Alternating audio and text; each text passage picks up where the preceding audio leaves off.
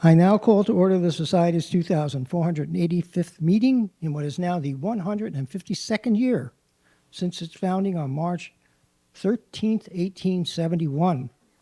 Good evening, everyone.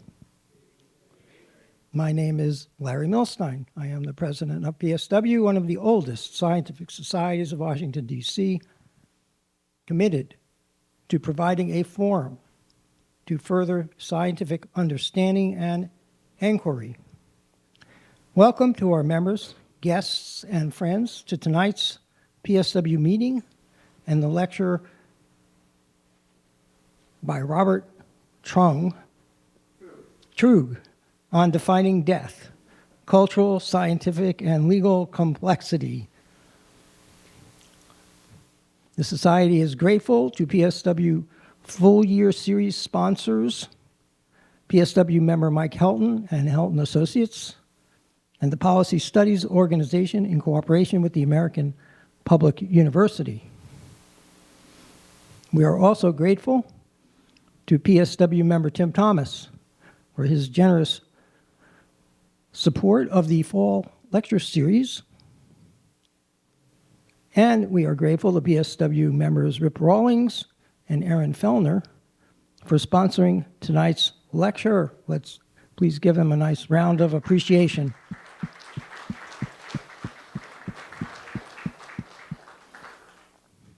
I'd like to note that PSW has been given a donor match gift by a generous supporter, and all contributions from now through January 31st, 2024 will be matched 2 to 1. For every dollar you give, PSW will receive a total of $3. If you give $100, we'll get $300. If you give $1,000, we'll get $3,000. If you give $10,000, well, we'll get a total of $30,000. Anybody volunteer for that? But the donor match goes up to $20,000. So please give now. Thank you. We will be sending additional notices on the opportunity periodically. I'm pleased to announce the following new members. Louis Pecora, a physicist at the University of Maryland, interested in physics and math, particularly differential geometry and nonlinear dynamics, and also evolution and the origin of morals. Louis learned of PSW from colleagues. Darlene Fisher, program director at NSF, broadly interested in scientific breakthroughs, computer science, and social science, who learned of PSW from PSW member Frederica Durema. And tonight's lecturer, who learned of PSW some years ago, who learned of PSW from our invitation to him to speak tonight. We welcome them all to membership.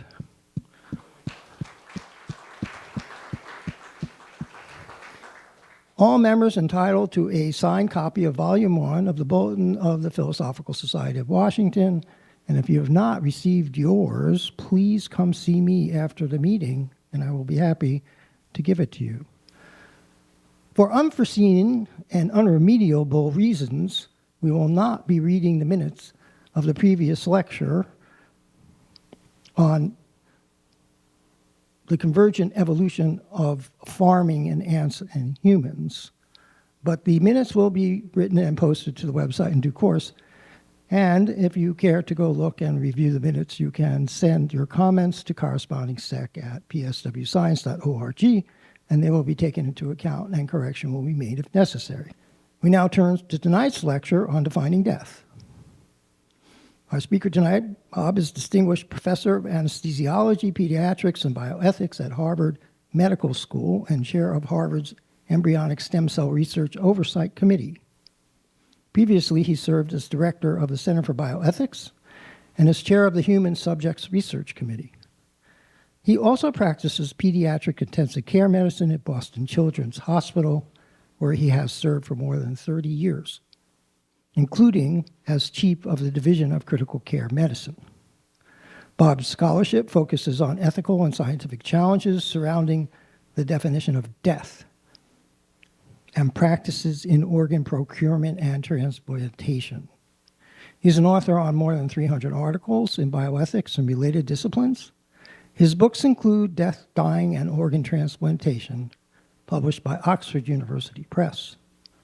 Among many other honors and awards, he's received the Bartholomew Award from the Academy of Pediatrics, the Grenvik Award, and the Schubin-Weil Award from the Society of Critical Care Medicine, and the Spinoza Chair of the University of Amsterdam. He earned a BS in biochemistry at UCLA, an MA in philosophy at Brown, and an MD at UCLA. All questions will be fielded after the lecture during the question and answer session. Now, Bob, the stage is yours. Well, thank you, Larry, and thanks to all of you, actually, who made a decision to spend your Friday evening talking about such an uplifting subject as defining death. I really hope you don't regret it, but I'll do my best here. So let's just dive right in. What is death? At some level, it's really not a complicated question at all. Life and death are biological phenomena. All life ends in death. We have a very intuitive understanding of what it means to be dead. For example, if I show you this Rembrandt painting of the anatomy lesson, everybody in the room immediately recognizes that that poor guy on the slab there is dead. And if I were to press you on it and say, how do you know? How can you be sure? You'd come up with, a half a dozen reasons very, very easily about why that person is dead. And it's not just with people. So, if it were a little bit more light outside and we were to go for a walk around DuPont Circle, we'd find all sorts of examples of life and death, and we would all agree on them.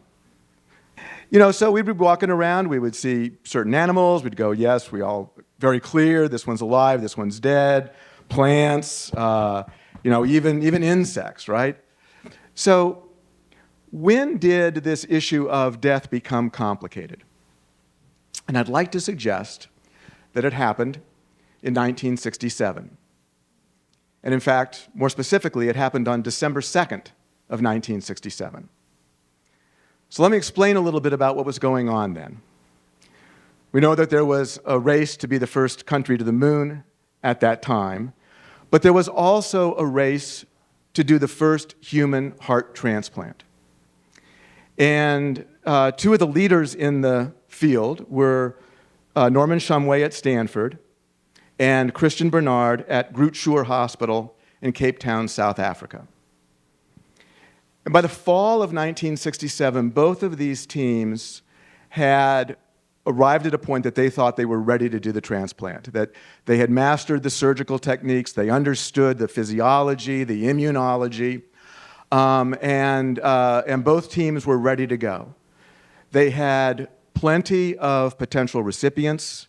There were many people who were, quite literally dying to have a heart and were more than happy to be that recipient.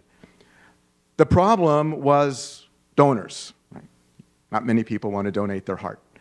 And so what were they looking for?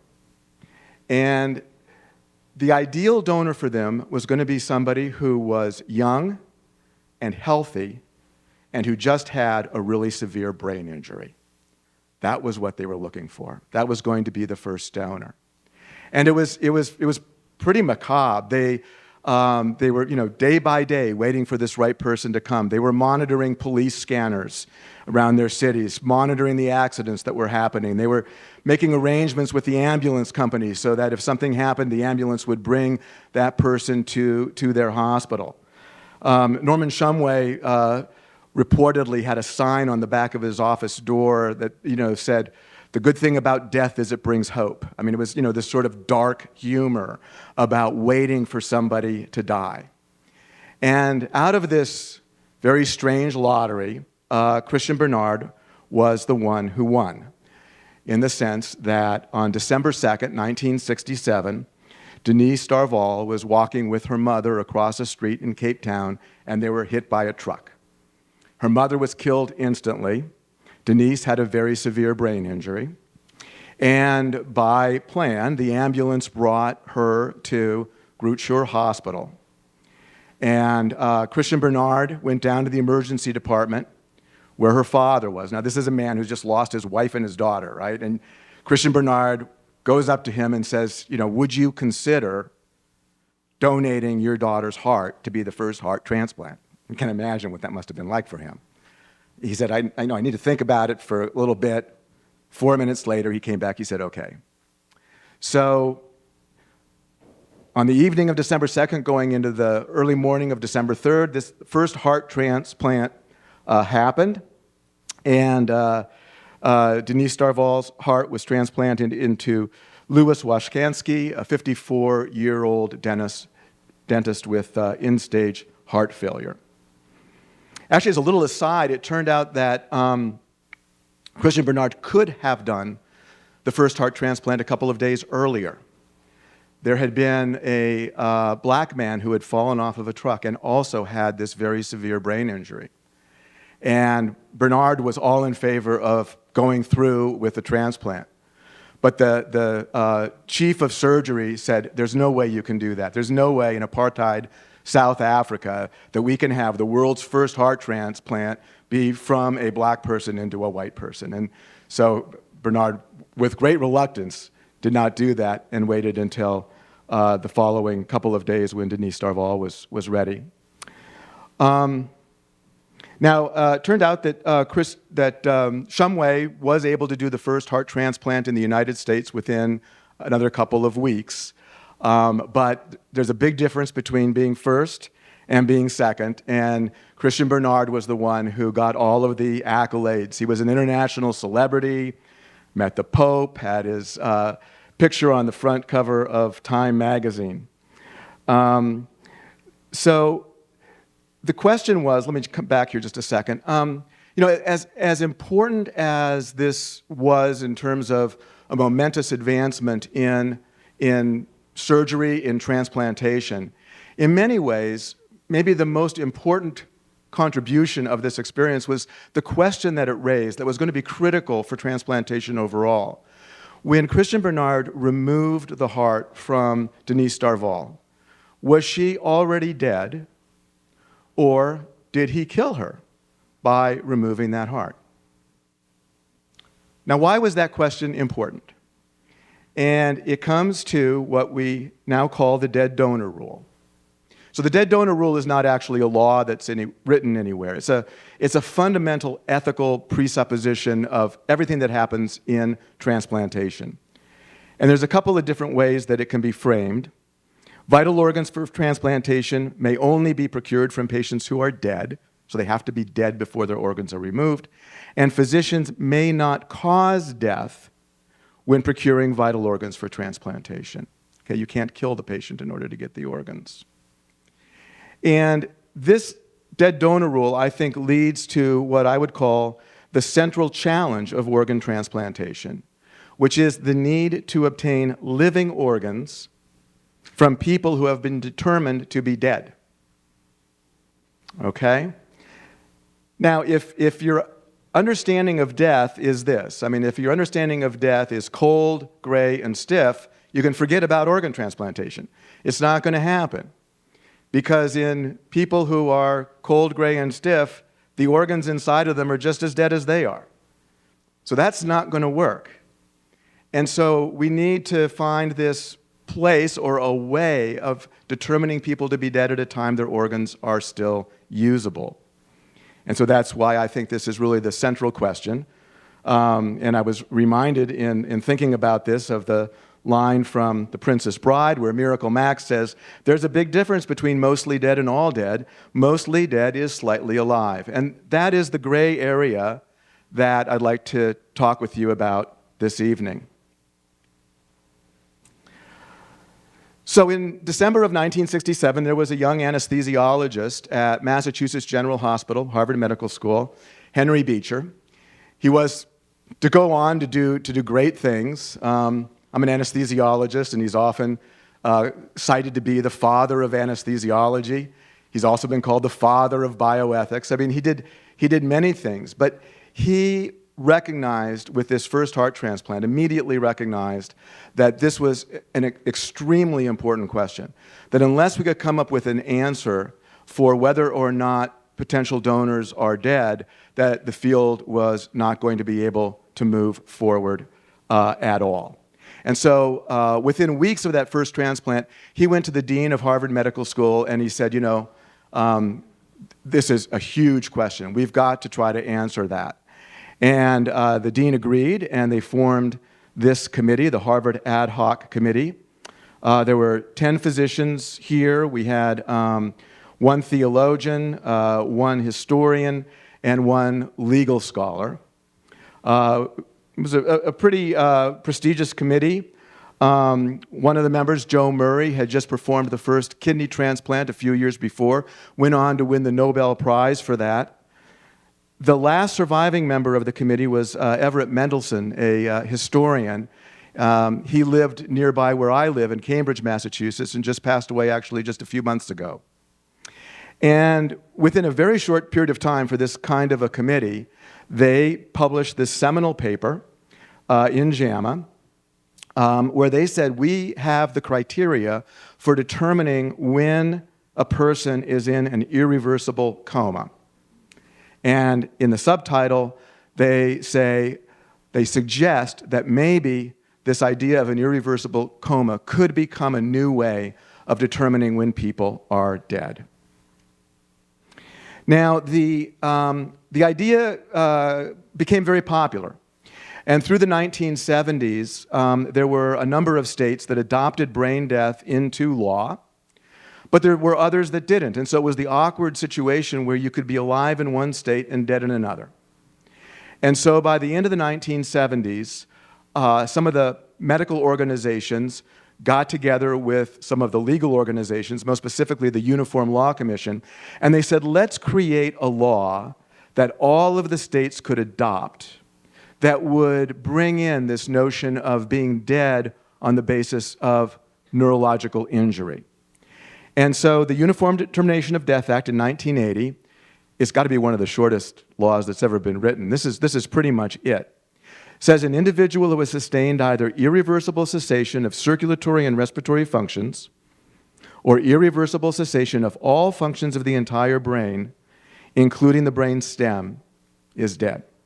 Okay? So they articulated two ways that you can be dead. One related to brain injury, one related to the loss of cardiorespiratory functioning. Now, of course, the second is the normal way that people die. That's been true for forever. But the first one there was the novel addition that the Uniform Law Commission made. And so this is the law that we have had in our country. And so what I'd like to do now is to show you, based on this law, two ways of being dead, the three pathways that we now have for determining death for organ donation. So I'm going to start with those that are related to brain death. And so we have a pathway, the brain death pathway for organ donation. And then we have a way that is related to circulatory death, how to donate organs when your circulation irreversibly stops. And there's two pathways there. One is standard DCD, donation after circulatory death. That's been around now for about 20 years. The new one, which we call Normothermic regional perfusion, is relatively new, only been around for a couple of years, and it's extremely controversial, and I'll explain why. As far as the terminology, I'm going to explain to you what normothermic regional perfusion is. I'm going to call it NRP, sort of forget about the jargony term, but I'll tell you what it is, and I think you'll see why it's become so complicated. Let me just kind of orient you a little bit here in terms of how organ donation happens in this country. So up until maybe 10 or 15 years ago, almost all organ donors were brain dead. So that's donation after brain death, and those are the blue bars there. Only in recent years has donation after circulatory death become more common. And you can see, though, that donation after circulatory death, the DCD, the orange bars, are actually increasing rapidly, and this method of organ procurement is becoming much more common. And just to kind of give you an idea about numbers, last year we had about 10,000 patients who were brain-dead organ donors and about 5,000 patients who were circulatory death organ donors. So let me start talking a little bit now about brain death and organ procurement in brain death. These were guidelines that actually were just published just a few weeks ago. They were published online on October 11th. They haven't even appeared in print yet. But these are the updates on technically how you make the diagnosis of brain death. The first updates that we've had since 2011, actually. And this document is 22 pages long. It's very dense. And if you're somebody who makes the diagnosis of brain death, as I do, you have to know all of those technical details. I mean, it's really important to do it right, and we do. But for purposes of our discussion this evening, what I want to focus on is what brain death actually means. Not the technical details of how we make the diagnosis, but what it means. And what brain death means is that the patient has irreversibly lost the capacity for consciousness and the capacity for spontaneous respiration. When a patient is diagnosed as brain dead, what it means is they're never going to wake up and they're never going to breathe on their own again. That's the meaning behind it. Now, brain dead patients are ideal organ donors. If the injury is isolated to the head and the brain, then all of the other organs are functioning normally. And the organs can be procured in a controlled surgical environment under optimal conditions. If everything goes well, a brain-dead organ donor can donate up to 8 organs. So 2 lungs, heart, 2 kidneys, liver, small bowel, pancreas are all possible in this setting. But you can see from the picture that brain-dead patients often don't look to be dead. Now, looking at that picture, I can't tell, you can't tell whether that patient is brain-dead. And in fact, if that person were in my ICU, it would take a minimum of several hours of testing for me to decide, to be able to figure out whether this person is alive or dead. And families often struggle to accept that their loved one is dead. I mean, this person, let's just assume he is brain dead, I don't know, he looks pretty much the same as most of the other patients in the ICU. He's on a ventilator, he needs a ventilator to breathe, eyes are closed, he's not responsive. And so it's very difficult for families to be told, your father is dead, but everybody else in the ICU that looks just like him, a number of those people are going to, get up, recover, and walk out of the hospital. And so families often ask us to explain how brain death relates to our common sense understanding of what death is and what we think death should look like. So I'm going to tell you what we've all been trained to say. So this is sort of the dogma that I grew up with. And it's captured by this article from Bioethics, arguably the world's leading authority on brain death. In an article he wrote, Why Brain Death is Considered Death and Why There Should Be No Confusion. And they write, once brainstem function is lost, blood pressure is unstable, relentlessly declining, cardiac arrhythmias appear, support measures are complex, often fail, and the ability to maintain a brain-dead body is virtually impossible.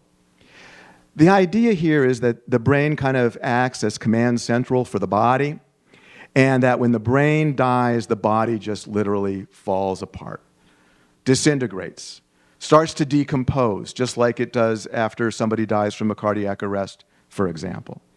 And so the message that we were taught is that brain death isn't a new way of defining death. It's just a new way of determining that death has occurred. And it's not any different at all from cardiac arrest, for example.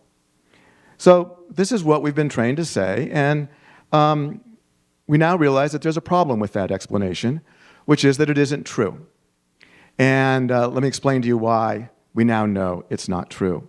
Most of this work has come from Alan Schumann. He's a professor of neurology, retired from UCLA, and he has meticulously documented dozens of cases of prolonged biological survival after brain death.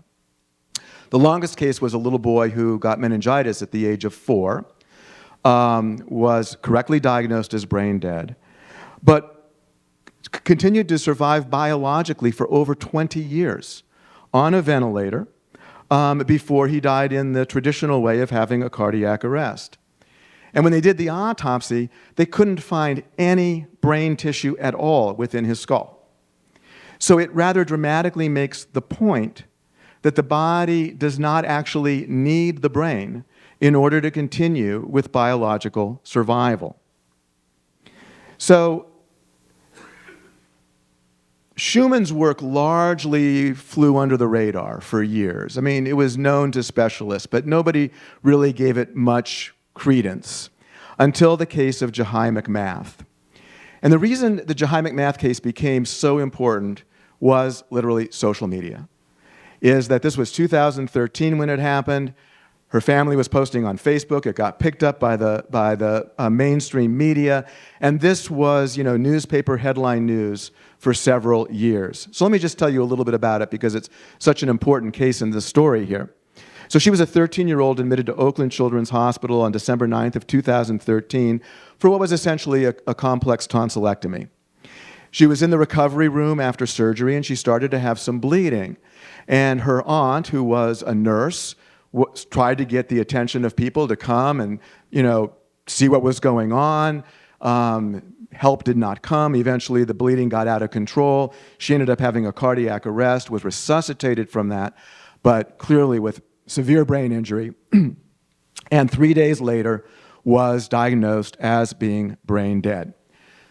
Now, there's a lot of racial overtones to this story. The family very angry, a black family feeling that they weren't receiving the kind of care that they should have been, and very angry about the way they were treated. And in fact, when Jahi's mother asked, well, why do you think she's dead?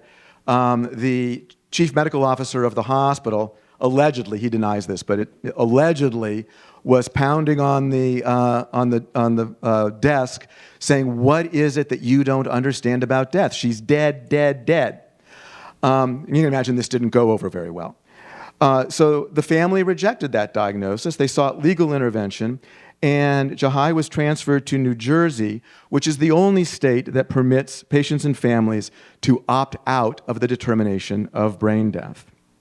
And in New Jersey, she remained biologically alive for almost 5 years, mostly at home, actually. She wasn't in the hospital. She was at home with a visiting nurse. She occasionally had hospitalizations for intercurrent illnesses. She had a ventilator to breathe for her, was fed through a tube in her stomach, and received supplemental hormones.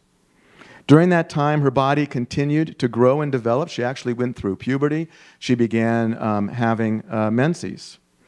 And almost 5 years later, she developed liver failure.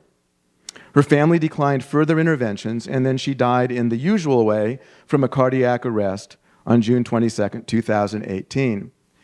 And to this day, she has 2 valid death certificates.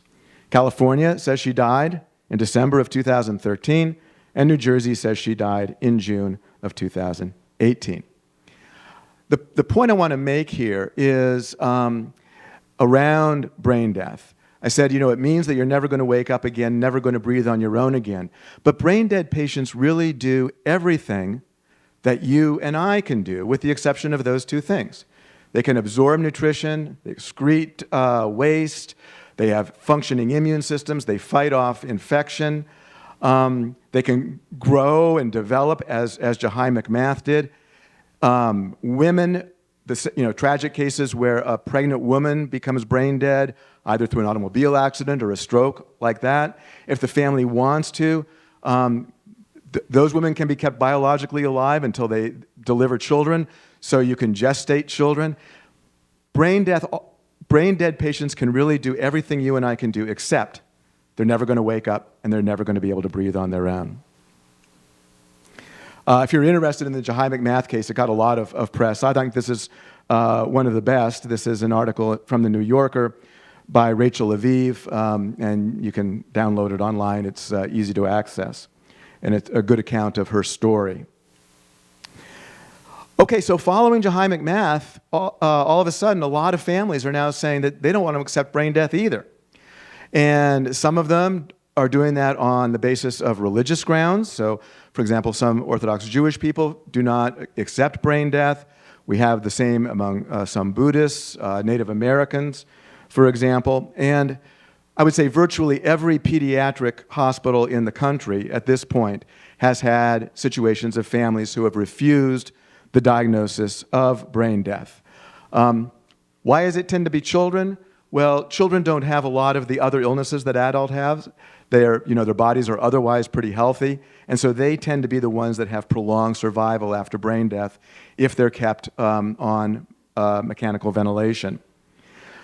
One of the big reasons, though, why people refuse to accept brain death is a belief in miracles. And I want to address that just because I don't want you to leave here tonight with any sort of a misunderstanding about that. If you go on the internet, you will find literally hundreds of cases purportedly where people have recovered from brain death. These were just a couple that I came across in, very quickly. And what I want to really emphasize to you is that there has never, ever been a case of a patient who was correctly diagnosed as brain dead who has ever regained consciousness. And I think this is a big problem in our society, is that these reports of miracle recoveries are so common, but they just are not true. Many cases have been looked at, very carefully, and when they are, it turns out either the diagnosis was not made correctly at the beginning, or what they think is consciousness turns out not to be. Let me just bring you up to speed here with recent developments in brain death. So, facing all of these families who were rejecting the diagnosis of brain death, the Uniform Law Commission that made the law back in 1980 decided, maybe we ought to go back and revisit the law, and maybe we can tweak it to answer some of these objections that people have. And so beginning in 2021, they started a series of meetings to look at revising the law. I was a consultant to that committee. And at the last meeting, which was in June of this year, negotiations really stalled. There were a number of reasons for it, but the most important was the significance of this prolonged biological survival following the diagnosis of brain death and what that meant. And in particular, the views of one of the commissioners, as an attorney, his name is James Bopp, was very influential. So James Bopp, he's a very conservative attorney. He's the lead counsel for the National Right to Life Committee. He's the personal attorney for Marjorie Taylor Greene. He's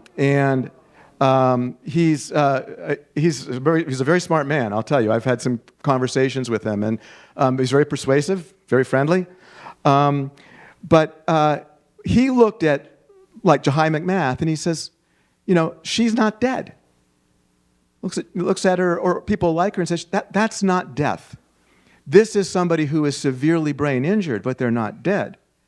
And if they're severely brain injured, they deserve the same rights and protections of other brain injured people. At which point he makes the connection to the abortion debate with, at the beginning and end of life, people deserve legal protections and respect, and not to be either treated as dead or not worth saving. And as you can imagine, in our culture right now, as soon as abortion comes up, any hope of reaching consensus is pretty much out the window. And so that was really the end of the commission's deliberations. And a couple months ago, on September 22nd, the leadership of the ULC put an indefinite hold on any efforts to revise the UDDA. And so we're left with the same UDDA we had in 1980, the one I showed you earlier. And I think that the problems that we have with that are going to continue. There's going to continue to be people who refuse to accept the notion of brain death, who bring lawsuits about it. There's going to be debates about whether, does medical insurance continue to pay for care once somebody has been determined to be dead by neurologic criteria, et cetera.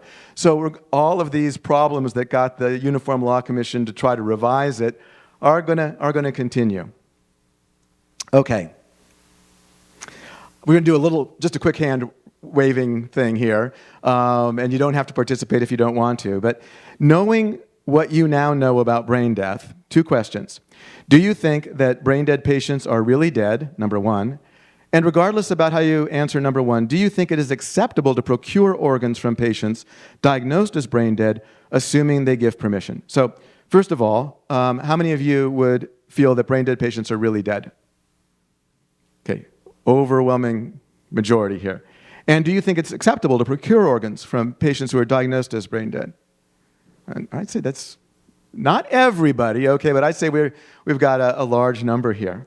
Probably 90% of those of you in the room for people who are watching on video. All right. So we talked about there's two ways of being dead, and there's three pathways to organ procurement that correspond to those determinations. So we've talked about donation after brain death and what's involved there. Now we're going to talk about donation after circulatory death, or DCD. And there's two versions, the standard version and then the new and improved version. And again, just to remind you, the orange bars, that's showing the progression of increasing number of donors from DCD. Now let me tell you what DCD looks like. It's very, very different from brain death. So it begins when you have a patient who is in the ICU, who is terminally ill and is on ventilator support, where a decision has been made to withdraw the ventilator, and where we expect that death is both inevitable and imminent. The patient or the surrogate has given authorization now to be an organ donor, okay? And so what happens then is that the patient is taken to the operating room, and the family is invited to come down, and the ventilator is withdrawn with the expectation that the patient is going to die fairly quickly. The patient is made comfortable with the standard sedatives and analgesics that we use, giving as much as is necessary for comfort, but not giving more than is necessary. If and when the patient becomes pulseless, that is when circulation ceases, a 5-minute hands-off period begins where the patient is observed for autoresuscitation. Autoresuscitation means the heart restarting on its own. Okay, so we watch for 5 minutes. During that time, the family is escorted out of the room after saying their goodbyes. If the heart does not restart in 5 minutes, death is declared and organ procurement begins. And the organs are rapidly removed because within the body now they're not getting any blood flow or any oxygen, so you've got to get them out quick. And they're either placed on perfusion pumps to give them blood and oxygen, or they're cooled, and then they're transported to the hospital where they will be transplanted into the recipient. And finally, the patient needs to die fairly quickly. If the dying process between withdrawal of the ventilator and pulselessness takes more than about 2 hours, the organs have suffered from sort of the prolonged, slow process. And so a lingering death really renders the organ unusable. So there's kind of a time pressure here. And you know, if you go past that time limit, then typically the patient just returns to the ICU and commonly dies a short time later, but without having been able to donate organs. So why 5 minutes? Okay, now you're going to have to concentrate here for a minute. This gets a little bit complicated, so I'll do my best to make it as simple as I can. Why 5 minutes? We have good data that autoresuscitation does not happen after 5 minutes, or is at least very, very rare. So the heart won't restart on its own. The problem is that many patients could be resuscitated at that time. So every day in hospitals, when code teams are called to a bedside or when paramedics arrive at a home, on a 911 call, people who have been pulseless for more than 5 minutes can be saved if you attempt resuscitation. And this is where the problems with DCD come, because the law says the patient has to have the irreversible loss of circulatory function. But after 5 minutes, it's not necessarily irreversible. Many of them could be resuscitated. So our current practices around DCD are not actually in compliance with the law. And the way we finagle this is we say, yeah, but all of these patients have a do not resuscitate order, and they do. So resuscitation will not be attempted. And if you don't attempt resuscitation, then they won't be resuscitated, okay? When DCD first came along, this was a huge point of contention. There were actually some charges of murder that were brought around some surgeons who obtained organs in this way. We've kind of smoothed it over, and despite the legal ambiguity, the practice of DCD is now widely accepted in the United States, okay? Hope you got most of that. All right, let's do this question again. Knowing what you now know about organ procurement in standard DCD, do you think these patients are really dead? And do you think it's acceptable to procure organs from patients diagnosed as dead by circulatory criteria, that is, after 5 minutes of pulselessness, assuming they give permission? So do you think they're really dead? Still most, but a little bit less. Okay, and how many think it would be acceptable to procure their organs? Still, yeah, I'm kind of surprised. Most of you are in agreement with both of these things. Just as an aside, in Italy, they take a very different view. They think that the loss of pulselessness really does need to be irreversible, and so they won't allow organ procurement for 20 minutes. And the problem is none of the organs are ever good at 20 minutes. So they basically don't have DCD. But the law in Italy is after pulselessness begins, you got to wait 20 minutes before you would take the organs. So it differs around the world. Okay, now this is the most complicated one. Hang with me here. I'm going to do the best that I can, and we can move on to some other things. But NRP is the new and better way of doing DCD, and here's how it works. So it's identical to standard DCD up through the end of the 5-minute hands-off period. So just to remind you, you have somebody in the ICU, they're terminally ill, decision is made to withdraw the ventilator. They go down to the operating room, the ventilator is withdrawn, they're given comfort care, and 5 minutes go by without auto-resuscitation, and they're declared dead. Now, in standard DCD, we get the organs out as quickly as possible. What happens in NRP is the chest is open, and the, there we go. The chest is opened, and the first thing the surgeons do is they clamp the vessels that are supplying oxygen to the brain. So you can see the clamps on those major vessels. The second thing they do is they put the patient on a heart-lung machine, or ECMO, and this restores perfusion to all of the organs below the neck. And as a result, those organs are all resuscitated, and function is restored to them. So the heart-lung machine is now providing blood and oxygen to all of the organs below the neck, and they begin to function again. The heart starts to beat again. In fact, the heart comes back to normal, and they actually are able to take the patient off of the heart-lung machine. The kidneys are making urine, the liver's making bile. It is a huge improvement in DCD from the perspective of getting good organs, right? And it's becoming very popular in the United States, and more and more transplant centers are using it.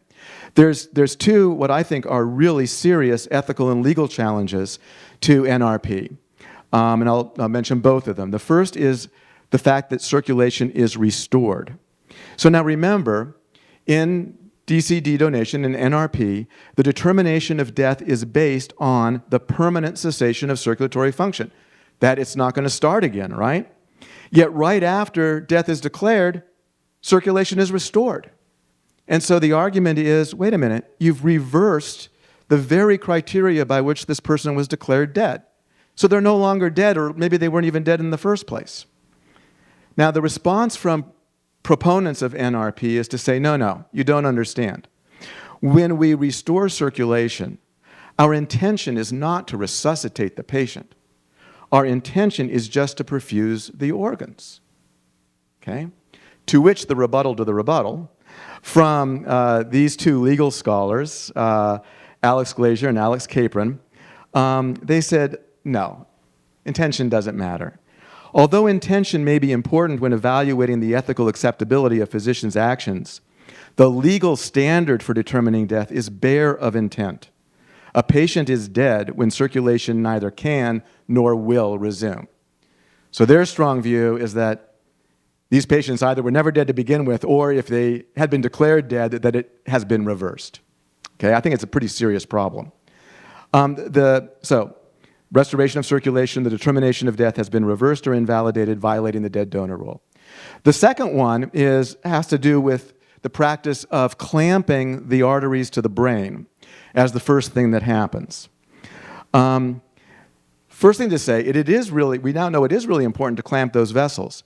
In experiments that have been done in pigs, where pigs have been put on this bypass machine, and circulation has been restored to the brain because the clamping isn't done, the pigs start to wake up. They start to breathe and move. And obviously, that would not be a good thing if a human being started to breathe and move while the organs were being removed. And so the clamping is necessary. And it's also like, if the patients weren't dead before, they're certainly going to be dead after you clamp these major vessels, right? I mean, they've had a severe brain injury inflicted by the fact that these vessels have been occluded. And the conclusion being that the proximate cause of death in NRP is the clamping of the cerebral vessels. So those are the two main concerns, ethical and legal challenges to NRP.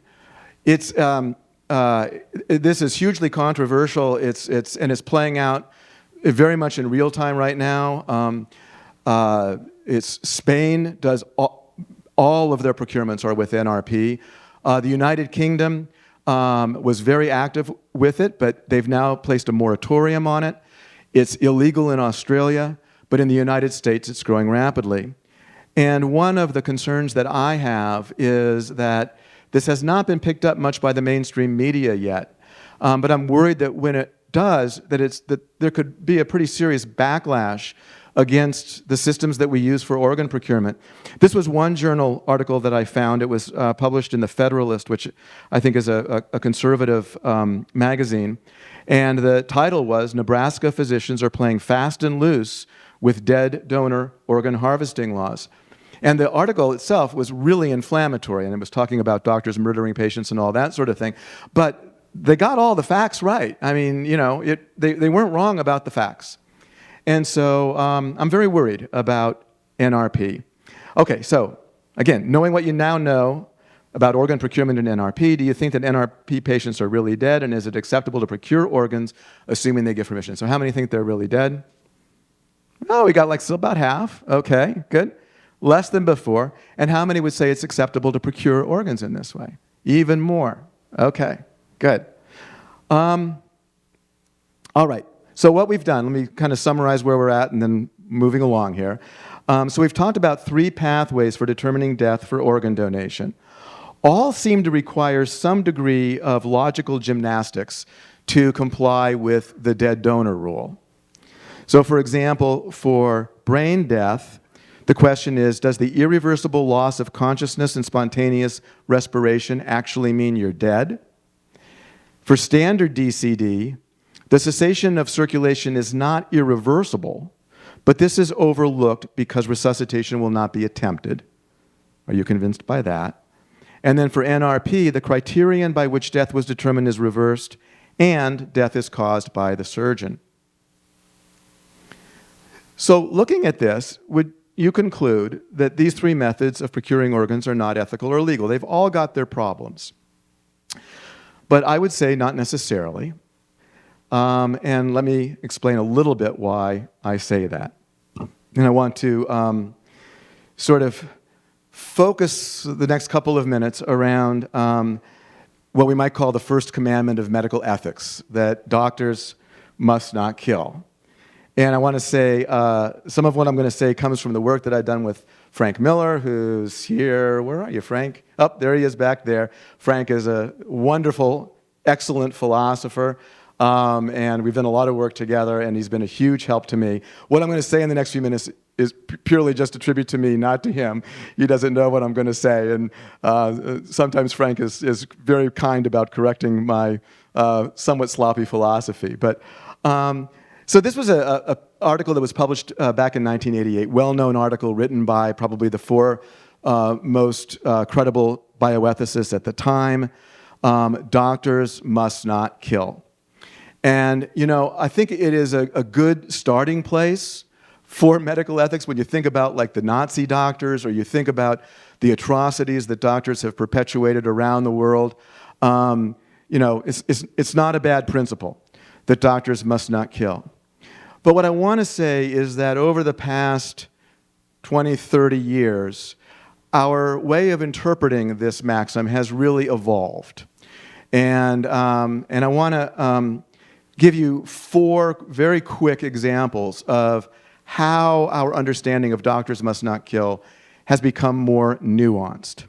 So the first one, in the 1970s, withdrawal of a ventilator or other life support was considered a killing. Okay, doctors did not withdraw ventilators. They believed that that was against the ethics of the profession.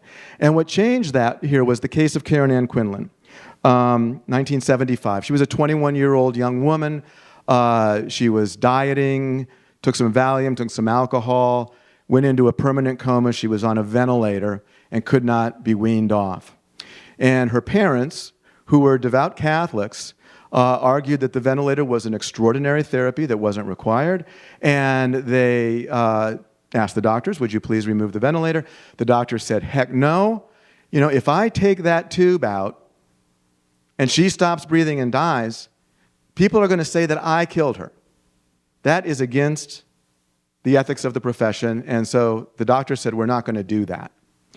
And the New Jersey Supreme Court said no. The right of patients to refuse treatments they don't want is more important than professional norms. And so Chief Justice Hughes wrote in his opinion, we believe, first, that the ensuing death would not be homicide, but rather expiration from existing natural causes. So he's saying, doctors, you're not killing the patient. But I've always found the next sentence to be kind of amusing. He says, secondly, even if it were to be regarded as a homicide, it would not be unlawful. So, no, it's not killing, but maybe it is killing. And even if it is killing, you shouldn't worry about it because it wouldn't be unlawful. But anyway, this case really did transform American practice. And now up to 90% of deaths in ICUs follow the withdrawal of some life-sustaining treatment. So it's, again, a way that this prohibition against killing has become a little bit more nuanced. Second quick one. 1990s, clinicians were reluctant to liberally treat pain in dying patients for fear of being charged with a homicide. So there's a number of, just horrible, brutal stories of doctors who refused to give morphine to dying patients because they were afraid that somebody would say that they killed the patient. And this was clarified very helpfully in a 1997 Supreme Court decision by then Chief Justice William Rehnquist. He wrote, this has been so helpful to medicine, it is widely recognized that the provision of pain medication is ethically and professionally acceptable, even when the treatment may hasten the patient's death, if the medication is intended to alleviate pain and severe discomfort and not to cause death, okay? So don't worry that we're going to think you killed the patient if your intention is to make the patient comfortable. And this came under some pressure just recently. 2019, there was the case of William Husel. He was a critical care physician in Columbus, Ohio. And like all critical care physicians, he took care of patients who were dying. And when they were dying, he would give them fentanyl primarily. That was the drug that he used to make them comfortable. And some of the nurses and other people in the unit thought that he was giving too much. And so the district attorney got involved, and he was indicted with 25 counts of murder. Now, I reviewed some of the records of those patients, and I can tell you, he gave a lot of fentanyl. My eyebrows went up. It's like, really? I mean, did they really need that much? They were big doses. But as it turned out, he was acquitted on all counts. And I think this goes to show in some ways, I think, how the law, but maybe even more important, society, is giving physicians the green light about, look, do what we need to do to make patients comfortable. You don't need to be worried that you are going to be thought to have killed the patient by what you are doing. The third example, which is the progressive legalization of physician aid in dying in the United States. So physician aid in dying, just to give the definition, is when a physician writes a prescription for a lethal dose of a medication, typically a barbiturate, for a dying patient to take. The patient has to take the medication on their own, okay? It's been growing. There have been a number of very high-profile cases. Maybe some of you remember the case of Brittany Maynard in California, 29-year-old woman dying of a brain tumor. Compelling interviews in People magazine. You know, there's not a cell in my body that is suicidal or wants to die. I want to live. I wish there was a cure for my disease, but there's not. And today, legalization of physician aid in dying is growing rapidly. In this map, the green states are where it is legal. Interestingly, the orange states is where legislation has been considered at least once. So, for example, in Massachusetts, my state, we had a vote on it a couple years ago, and it very, very narrowly lost, 51 to 49, and it's going to be on the ballot again. And I think the trend is clearly in the direction of increasing legalization of physician aid in dying. Again, this isn't physicians directly killing patients, but providing the patients with the means in order to die. And so it's kind of up in that gray zone around physicians must not kill. And my very last example is not just the gray zone of physicians must not kill, but rather the complete rejection of that, and that is the performance of euthanasia. This is where the physician actually injects the lethal drug, him or herself. And euthanasia has been legal in some countries, most notably Netherlands and Belgium. I think that Americans haven't paid much attention to it. It's kind of like, oh, that's happening in Europe. They're kind of crazy Europeans. They do things that we're never going to do in the United States. And so it hasn't had much impact. But now, in the last couple of years, Canada has completely legalized euthanasia, not just for the terminally ill. And I think it's harder for us in the United States to sort of, the Canadians, they're like normal, reasonable people, right? How could it be that they have adopted something that I think most people would have said would never, ever be legalized in the United States? And just to show, the amazing growth of euthanasia in Canada, you can see over the last several years, and the last year there being 2021, over 10,000 people died by euthanasia in Canada. So it's right next door, and I think it's something that we're probably going to be hearing more about. So my whole point in going through these 4 examples was just to say that when we think about doctors must not kill, a good principle, but I think that it's much more nuanced than we might realize, and that the landscape is definitely shifting. Okay, the very end. Yes, this lecture is going to end. And just a couple words about where we're going to go in the future. And I want to tell you about a case in Australia, happened a few months ago. This was about a patient whose name was Angus, 26 years old. He had a severe brain injury following a fall from a 4-story building. He was not brain dead. His mother was a professor at Monash University. She wasn't enthusiastic about DCD and going that pathway, so she requested that his organs be removed under general anesthesia. Her argument was that would mean we would get the most number of organs in the best possible condition. Ultimately, her request was denied. They did go the DCD pathway, but Angus did not die within that 2-hour interval, so his organs could not be used. He went back to his hospital bed and died 3 hours later. And so she petitioned the Parliament in the state of Victoria. These were just some parts of what she said. Faced with the reality that he would never live other than in a vegetative state, we made the decision to withdraw his life support. His heart, liver, and 2 kidneys were assessed as suitable for organ donation. 4 potential recipients were identified. I propose that in cases where the decision has been made to withdraw life support and the patient's concerted wishes to donate organs, has expressed wishes to donate organs, organ donation under anesthesia would become an additional option available. And she points out that this means that organ donation under anesthesia would not result in any deaths other than ones which were inevitable and extremely imminent. I was just corresponding with one of my colleagues in Australia about this. This case is not, first of all, it's not the only one they've had in Australia, and it's really gaining some traction there. I don't think it's going to be organ donation euthanasia is going to be the law anytime soon. But again, I think there is movement in that direction. And so last question for you, knowing what you now know about organ donation, in situations where patients have a non-survivable brain injury, but are neither brain dead nor likely to be a suitable DCD donor, do you think that organ procurement under general anesthesia should be permissible? Well, that's maybe the biggest number of hands that I've seen.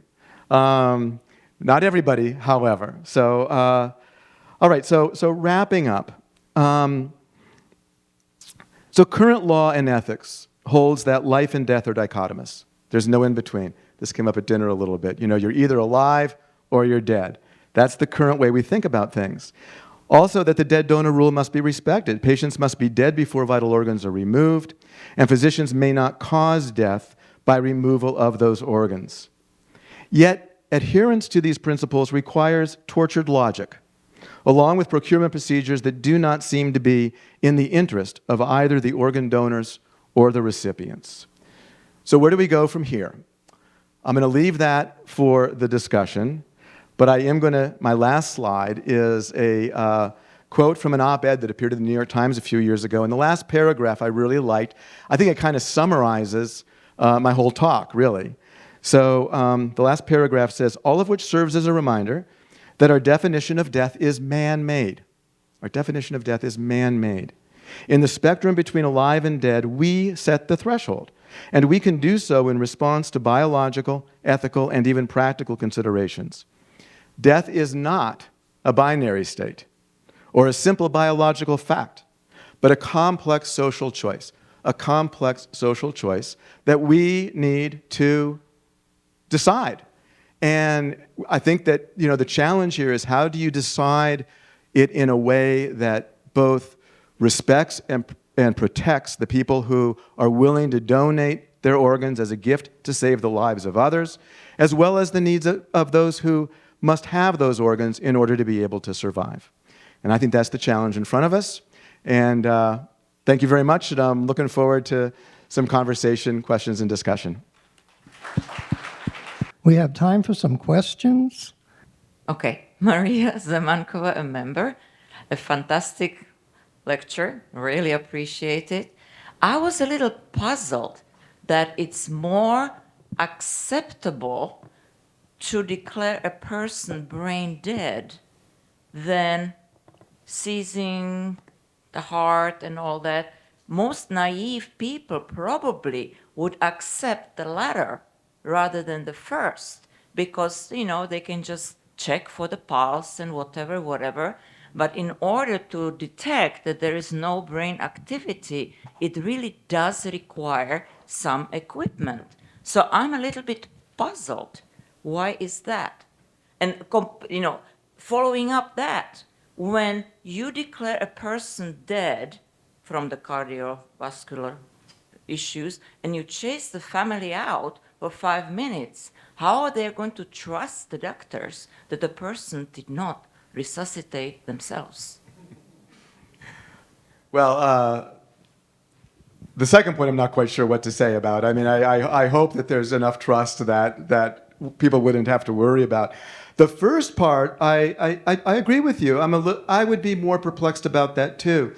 You know, I'm truly a little bit sympathetic to the view of James Bopp that these patients have had a severe neurological injury. It's very severe.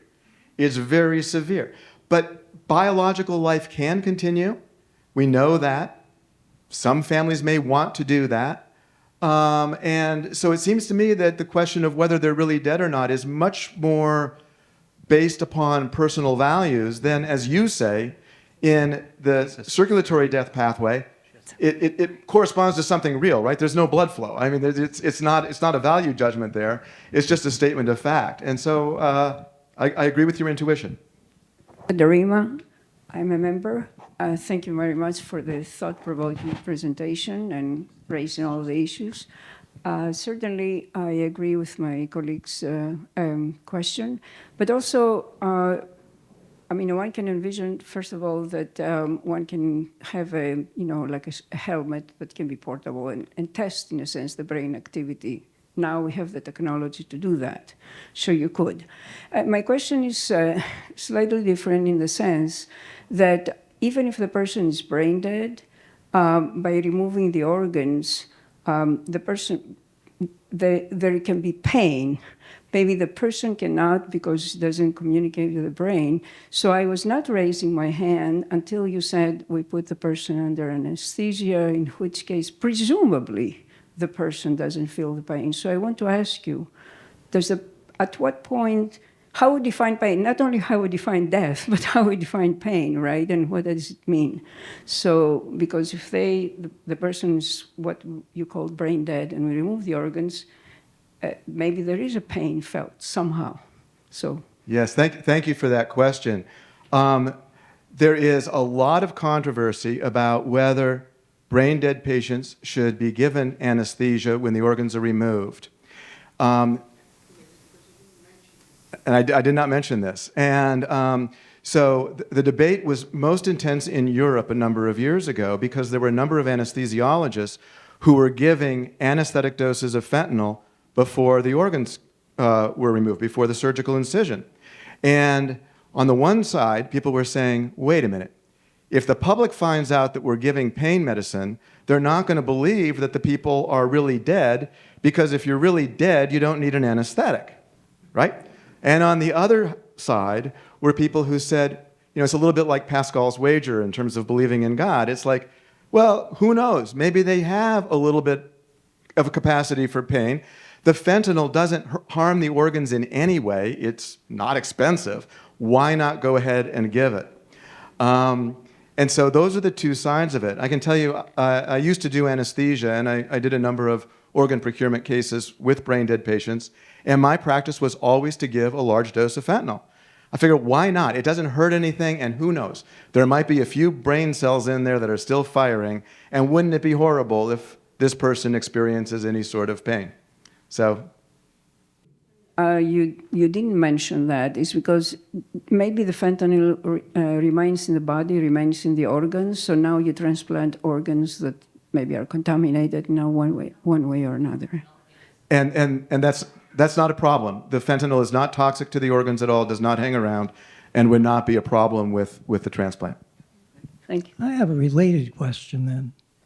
When you put a person under general anesthesia, let's say for open heart surgery, do you give them a painkiller in general? Or they're just out cold, so they feel no pain? I'm not quite sure I understand the question. So when you give a general anesthetic, would you Right. consider that necessarily a painkiller? Would you? So You're made unconscious. You feel nothing. And so I'm asking if when you do that in general surgery, like open heart surgery, a bypass surgery, is it also administering fentanyl or oxycodone or morphine or something else at the time of the surgery? So we have a number of drugs that are pain relieving, including the inhaled anesthetics are pain relieving. Okay. It doesn't have to be an opioid. We've got a whole armament. And so, yes, when you undergo general surgery, you do have pain relief in addition to what's keeping you asleep. I want to reassure everyone about that. Okay? Wow. Okay. I'll ask you about this more later. Okay. We have some questions from the YouTube chat channel. Red microphone. We do. We've had lively discussion on the YouTube channel.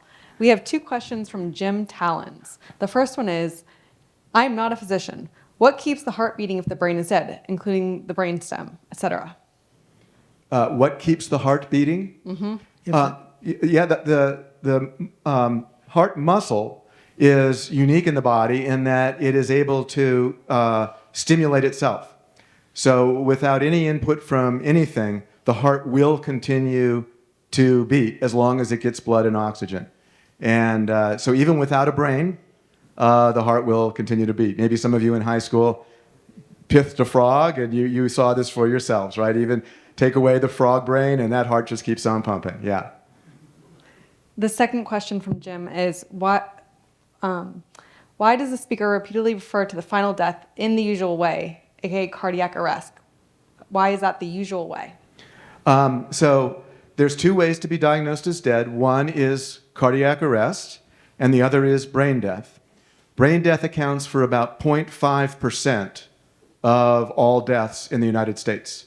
So when I say the usual way, I'm saying the way that more than 99% of people die, which is when their heart stops and they stop breathing. One more question from the web. Anada asks, how do you know if a diagnosis of brain death is correct? The way you know is that you follow the rules. I will say, the rules that we had in 2011 had some ambiguities in them. The ones that were just published about 3 weeks ago are so welcome because they clarify so many of those ambiguities. And so I didn't go over them in detail because it wouldn't be of any relevance to you. But I'm really thankful to have those. They spell it out. And I think if you follow that, you can say it was done correctly. And if it was done correctly, there's never been a case of a patient who has recovered consciousness after that. Hi. Thank you so much for a great talk, and especially on this difficult subject. My question is about how your work might relate to keeping people out of the organ donation category, and how that applies. I'm close to someone who had sudden cardiac arrest outside of a hospital setting, a young person, due to very quick intervention and some good luck. They made a full recovery. But a lot of what you talked about, they were sort of in those gray areas. Have you had any experience with policy changes, public health changes that may increase the chance of survival after sudden cardiac arrest, given the very, very small chance of survival that we've seen some of those things in the news recently? So I'm just wondering if you're working in that area at all? Yes, there have been some really major breakthroughs in resuscitation research. Most of it having to do with putting patients on heart-lung machines, or ECMO, and specifically using fluid that resuscitates, rejuvenates, and restores the tissues. I'll just mention one very briefly. Work being done at Yale, where it's a little gross, I'm sorry, but they go to the local farm and they take pigs that have been butchered, and they take the heads, and 4 hours after the pig's decapitated, they are able to restore some neural activity in those pig brains, which was unbelievably shocking to most people, that 4 hours later you could do that. And the hope is that those kind of techniques will be very useful, let's say, for heart attacks, where if you can restore the muscle in the heart more quickly, or strokes in particular, where you can rejuvenate the brain material more quickly, that there's going to be huge, I think, strides in resuscitation research. This is Regina Zoff. I'm a guest here. My question is related to the NRP process, and if those organs have a much higher success rate once they're transplanted, and does that consider into the ethical considerations? Great question, comment. The organs are remarkably better than with standard DCD. It's basically the same as the organs from a brain-dead person, right? That in both a brain-dead person and an NRP donor, the organs are all functioning just fine. In both, the brain is not functioning. But in the brain-dead case, it's because of the injury to the brain. In the NRP case, it's because the vessels to the brain have been clamped. But the results are much better. And then, to your point, which is, I think, a really important point, is when the way an ethicist would put it is, when does utility outweigh some of these other considerations? is it so much better that we should put aside the ethical and legal concerns and move forward? And I think, for example, in Spain, they are 100% on that side.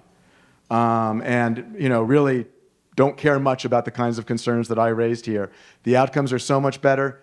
There's so many more organs. That's all that really matters to them. I think it's always going to be a little bit of a balance. My name is Timothy Thanks. Thomas. I'm a member of the society. I'm noting that this is an old problem for humanity. And every time Romeo comes back in my world, I want to say, wait a little while. It's going to be fine. And I wonder how long you should wait. You're saying how long you should wait after? Observing the dead body. Then Then he kills himself, then she finds him, then she kills herself. No, I So get everybody that. dies. So are you saying specifically like the 5-minute waiting period that we have where we are looking for the heart to begin? Or are you saying more with... No, I'm just, I identify, right? And Oh, I you think yeah. I'm saying you should wait some more Yes, here. yes, Right? yeah. Because she is going to wake up. Yeah, And she does. I get it, yeah. That's real.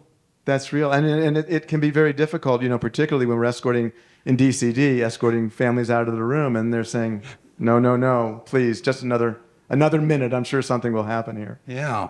Yeah. Red microphone from the... We have 2 more questions from the web.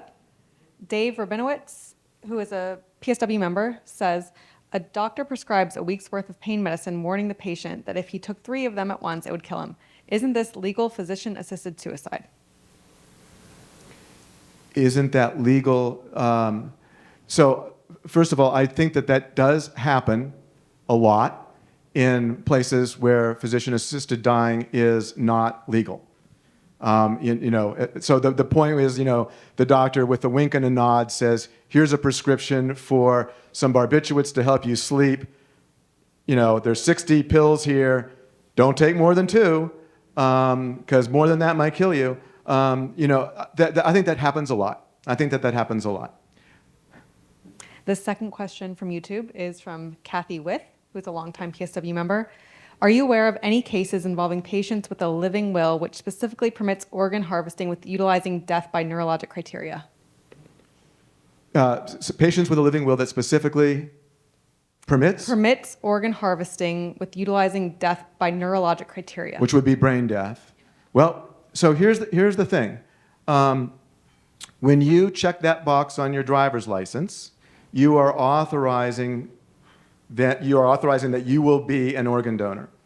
And it used to be the case that even when the box was checked, that the organ agencies would still ask your family, and if the family said no, they would pass. But that's not true anymore. Their view is that is disrespectful, actually, to the person themselves, that they checked that box saying they wanted to be an organ donor, and that regardless of what the family says, that will be the case. And furthermore, that the kind of organ donor you may be, whether brain death or DCD, you've authorized for whichever one might be most appropriate. So I guess the short answer to that question is yes. I mean, you don't even need a living will. All you need to do is to check the box on the driver's license, and if you are brain dead, that will be the permission that they need in order to go forward. My name is Lillian Inkster, and I'm a guest. I very much enjoyed your presentation. I'm going to play devil's advocate. My first question, and for those of you who are legal experts, I don't know the correct language, but the elephant in the room to me is malfeasance. What happens when you declare somebody dead, or the family does, or however you want to phrase it, for less than noble reasons?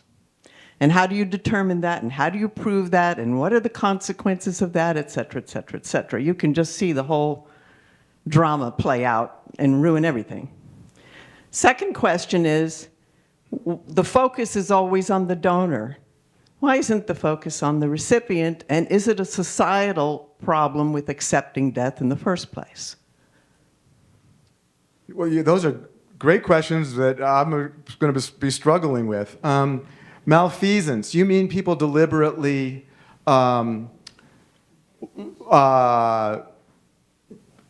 Killing somebody. Killing somebody. Okay. Maybe it looks harmless, but it isn't. Okay. Yeah. I mean, I think that happens, and I don't know what to say about it other than it would be criminal, right? And who would that stop anybody? Especially if you can get away with it, right? And we have plenty of examples in hospitals today where rogue clinicians have killed many people before somebody recognizes it. And your second question again, just give me the quick. The second question was, the focus is on the donor.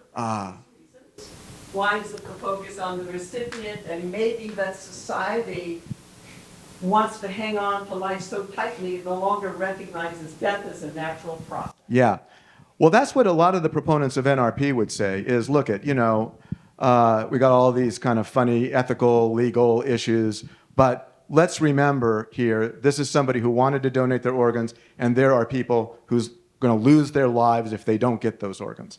And that would be more of a focus upon the recipients, less concerns for the ethical and legal things. And I think that's what, as we were just saying, I think that's probably what's driving the current practice in Spain, which is let's focus on the recipients.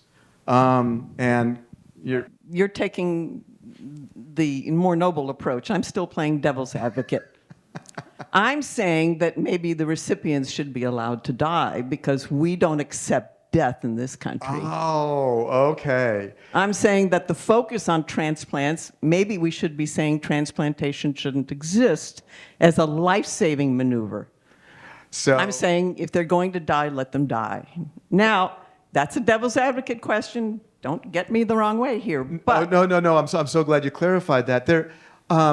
I'll tell you, there is a great argument that is made that the whole transplantation system is way more expensive than it should be, and that we would do so much better if we put all of those resources into other forms of healthcare. That it's a very inefficient, very expensive way of saving a relatively small number of lives for a period of time. Now, I would say, and I have heard that argument made really strongly, that the problem is the whole system itself. It needs to go away. I just don't think, the gift of life has become such a trope in our society. The altruism of the donors. The one kind of donor I didn't mention here is living donors. People who give a kidney or a part of a liver either to a friend or a relative, or the very altruistic ones who give it to the next person on the waiting list, not even knowing who they are. I think there is such a culture of giving, gifting, gratitude that has been built around organ donation that I just don't see it going away. There's a red microphone. Yeah, let's go to the red microphone. Darlene Fisher, I'm one of the new members. This has been great. I appreciate it. Thank you for the lecture. It was very thoughtful and very thought-provoking. I'd like a clarification. So in the case when a person is not brain dead, what are examples of cases? What does somebody have? They're going to inevitably die, but it isn't going to affect their organs, and you can harvest their organs. What are some examples? Was someone, are you, okay, let me just, so they're not brain dead. No. And so are they going to go through the circulatory death pathway where they're going to have life support withdrawn? Is that what you're? Yeah, the question is, what illness do they have which would put them in that state they're going to die, but still preserve their organs are still in good enough shape to be transplanted? Okay, so I just need some examples. the great majority of those would be people with major head injuries, but not all the way to brain death. Okay? So they can't go down the brain death pathway, but they can go through the DCD pathway because when you take them off the ventilator, they're not going to breathe very well.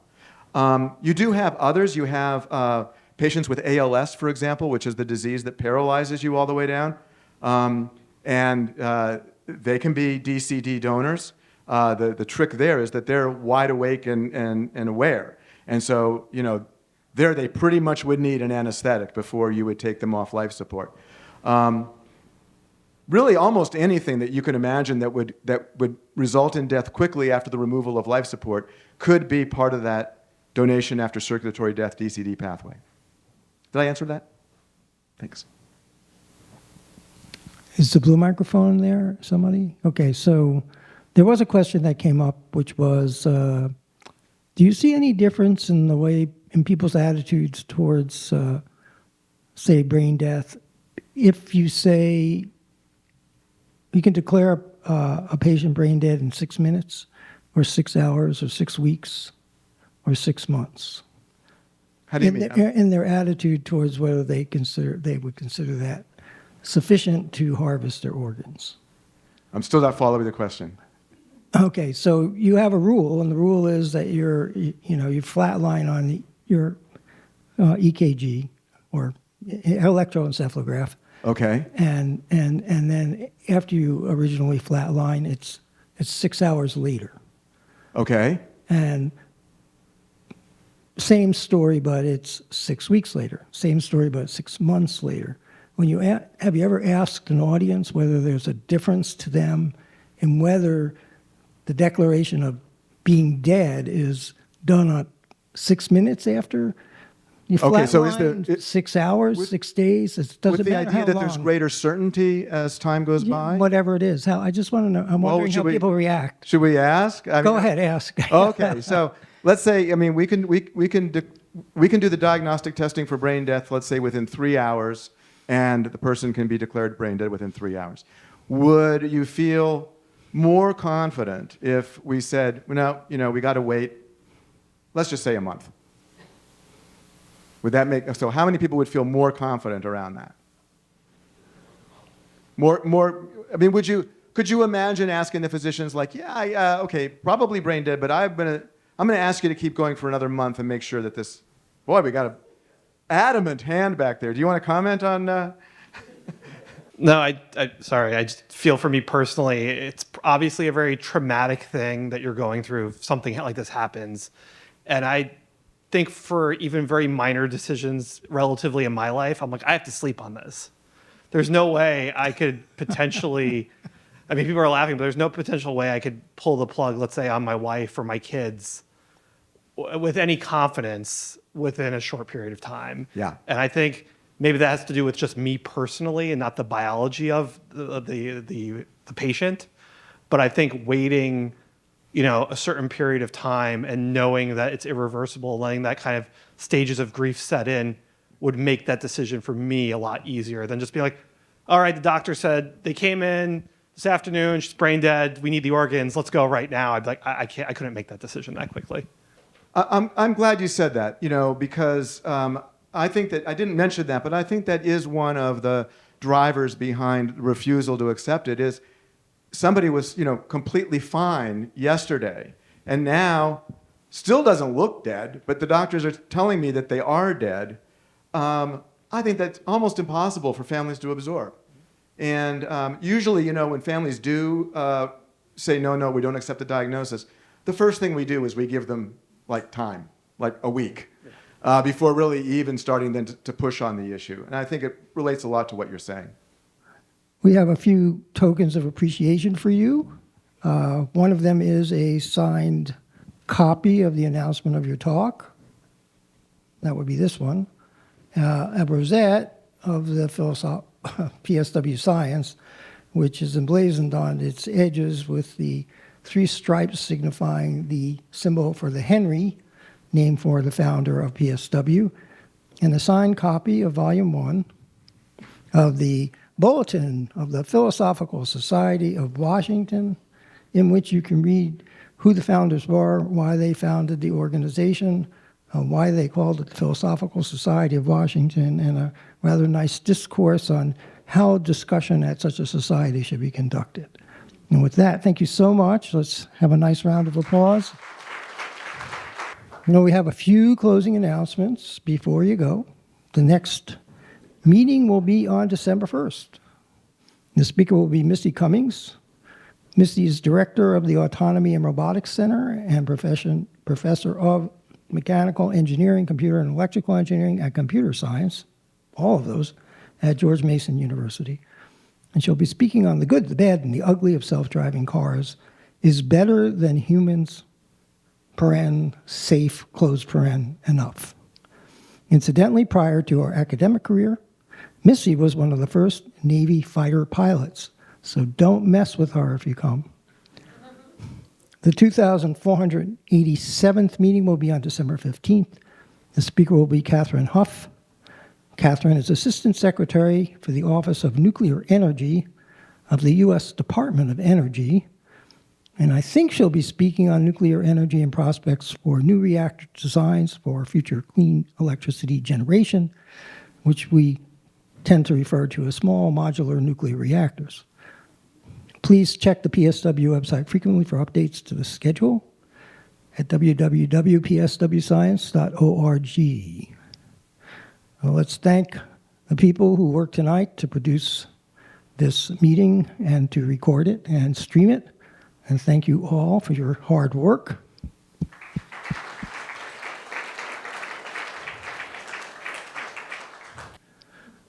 And, we're on a slim budget here. So remember, we got a 2-for-1 match. So please be donating as much as you can during this period. It does cost money to run these things, Most of it going into the Cosmos Club coffers. And with that, I will now accept a motion to adjourn the 2,485th meeting of the Society. I have a second. All in favor? All opposed? Meeting is adjourned to the social hour unanimously.